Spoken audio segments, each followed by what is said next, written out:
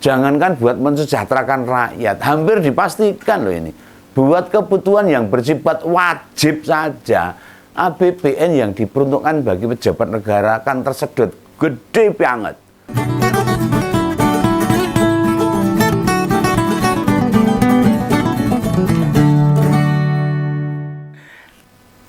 Kembali soal calon-calon menteri dan wakil menteri kabinetnya Pak Prabowo. Wah, ini lagi gayeng rame nih.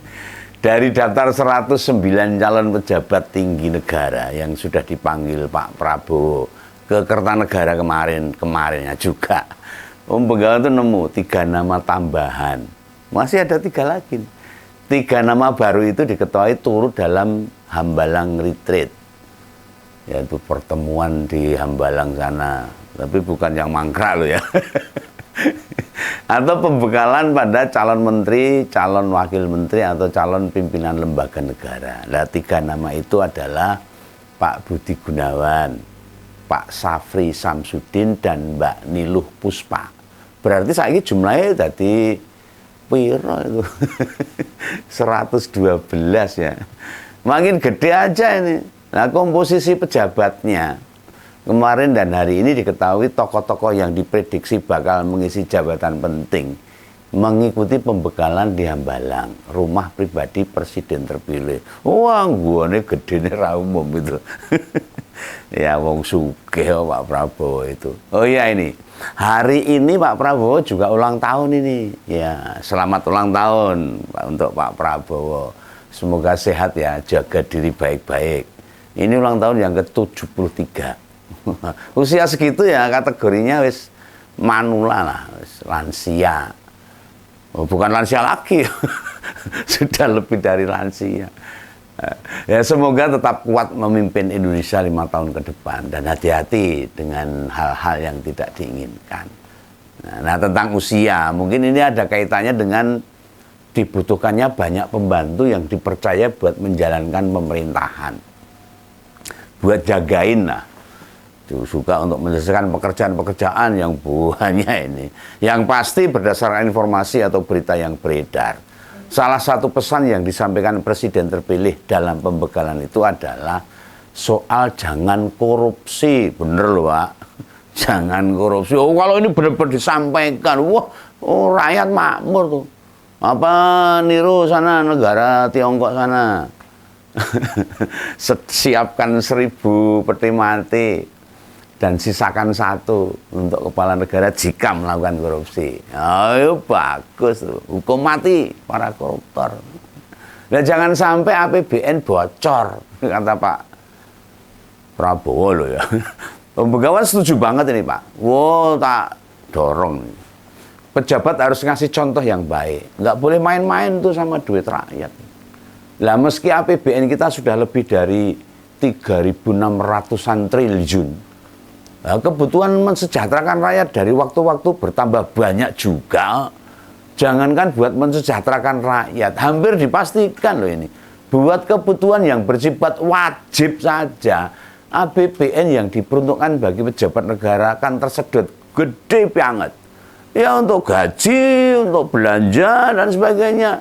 Lah, bayari wong 100 rolas ora butuh duit oke itu. Dan gajinya itu di atas puluhan juta semua itu.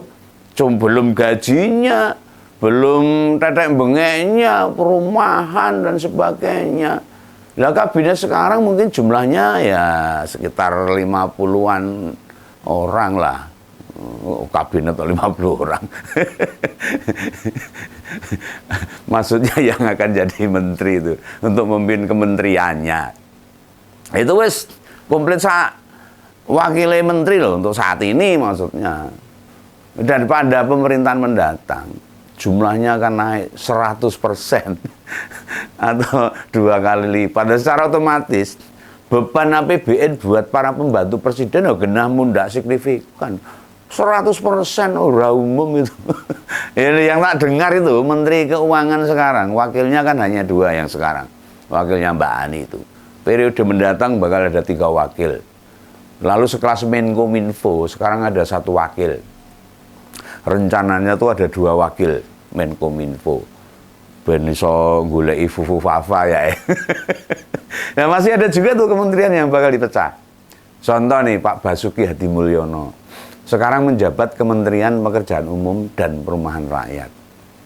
Nah, Pak Hasim Joyo Hadikusumo, adiknya Pak Prabowo itu kemarin bilang, Menteri Perumahan itu Bang Ara atau Maura Sirait, jebolan dari PDIP. Nah, PDIP nggak ada jadi menteri katanya. Wah, ini nyebrang jadi menteri. Pinter ya. Nah, wakilnya mungkin Pak Fahri Hamzah. Nah, berarti akan jadi Kementerian Pekerjaan Umum. Lalu ada juga Kementerian Perumahan Rakyat. Pecah ini. Nah, Profesor Abdul Mukti setelah menghadap presiden terpilih juga menyampaikan dirinya akan dipasrahi tata kelola Dikdasmen, Mendikbudristek Dikti. Ya, kayaknya ini dipecah jadi 3 ini. Masalah pendidikan Indonesia ini.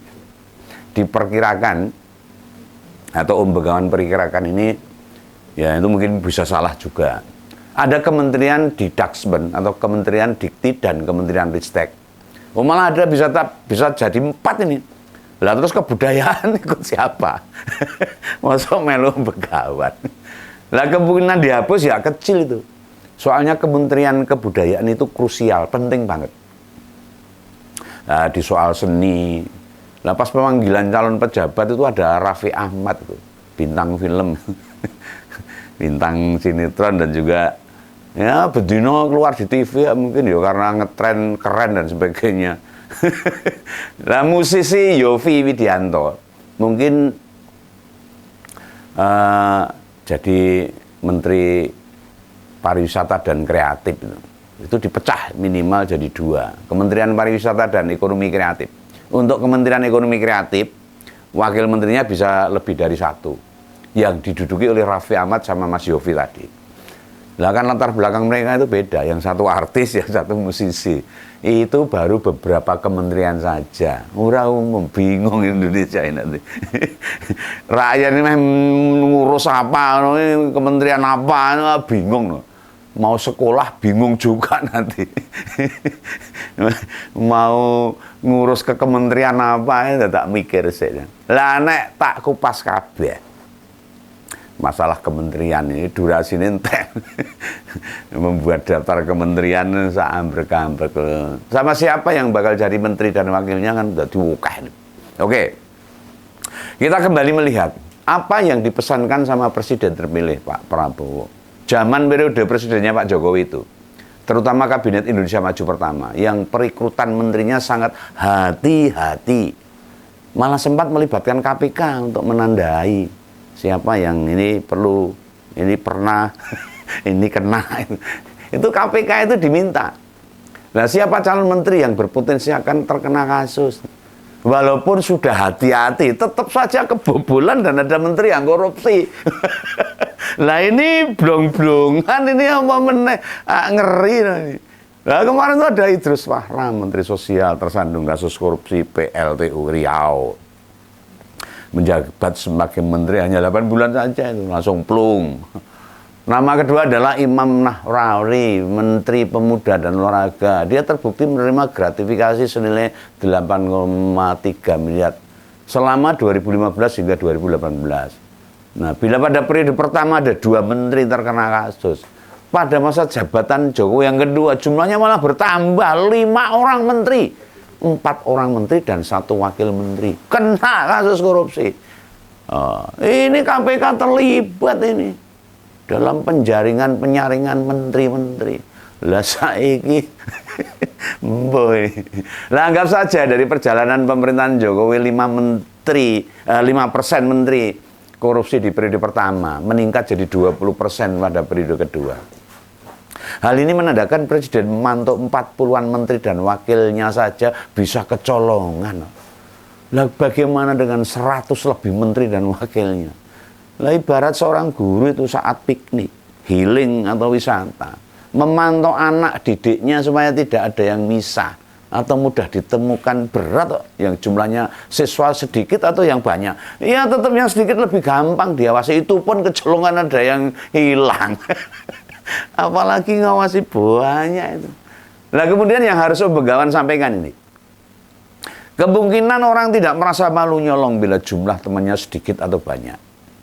Ya, mesti tambah ke kancane tambah kendel. Ini saya nggak nuduh loh, ini hanya perumpamaan saja. Ya semoga tidak. Nah, biasanya itu perbuatan curang itu dilakukan oleh sekelompok kecil atau kelompok besar orang.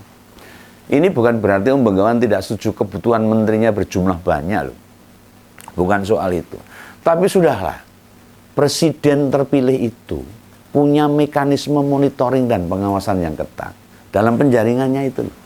Agar para pembantunya tidak nyolong, tidak kepleset kasus.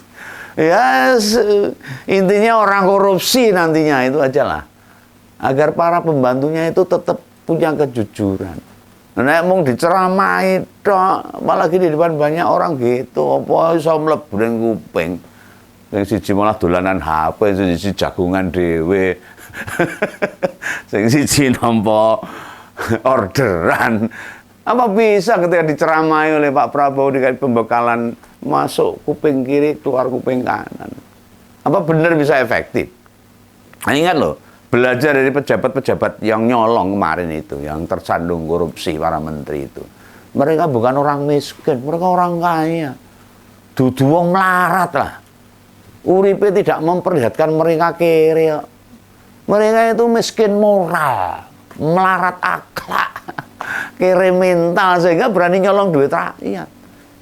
Nah, korupsi itu bukan soal gaji kecil, fasilitas minim bukan, tunjangan nggak seberapa, nggak seperti itu. Kurang gede apa gaji, fasilitas tunjangan dan tetek bengeknya menteri atau pejabat negara kita. Walalala, puluhan juta bahkan ada yang ratusan juta. Tak bilang dari dua contoh menteri yang terakhir yang ketahuan korupsi itu loh, Pak SJL Menteri Pertanian itu bilang kekayaannya hanya 20 miliar ngomongnya, dan dia mengaku menteri paling miskin. Pengen tahu duit negara yang dirampok itu 44,5 miliar. Nek dinalar bodoh itu orang selevel kita masuk nggak? Maksudnya masuk adalah misalnya nih kekayaan kita ini dengan satu rumah dan mobil plus lain-lainnya anggap saja 350 juta. Di kantor kita nyolong duit ke kantor sampai 700 juta. Kira-kira mlebu ning pikiran awake dhewe. Kira-kira jumlah kekayaannya jadi berapa? Nek mental kayak kita, jangankan ngambil puluhan atau ratusan juta, kadang mau nggawa bali kertas HVS deg-degan. Iya, sama spidol itu dredeg. Wedi konangan, nggih mboten. Mereka enggak. Hartanya cuma 20 miliar, korupsi ini 40 miliar dan kendele ra umum. Lah Pak Joni G. Plate itu mantan Menkominfo, kekayaannya tembus 191 miliar kok. Sama presiden saja kayak dia. Lebih sugih dia. Pengen tahu dugaan kerugian negara berapa? 8 triliun. Ibaratnya kita itu hanya punya Avanza, tapi nekat nyolong mobil Ferrari, Lamborghini, Aston Martin dan sejenisnya. Kira-kira kedel orang, nekat orang itu. Jadi apa yang dipesankan sama Pak Prabowo? Untuk tidak korupsi, jangan sampai APBN bocor. Jujur saja, Om Bengawan ora yakin mereka ngrungokke. Kalau ada kesempatan ya wus gitu loh. Nah kejahatan itu bukan karena ada niat, tapi karena ada kesempatan. Dan kesempatan itu dalam hal-hal seperti itu, ada proyek dan sebagainya. Wah gampang. Ayo. Lah fungsinya apa? Semoga ini fungsi dari apa yang disampaikan Pak Prabowo tentang pembekalan dan sebagainya.